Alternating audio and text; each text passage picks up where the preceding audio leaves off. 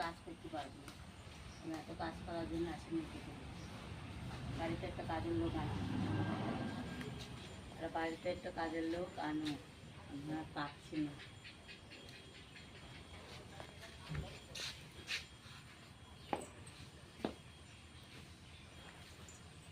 গাছগুলো দেখো না কীরকম হয়ে গেছে।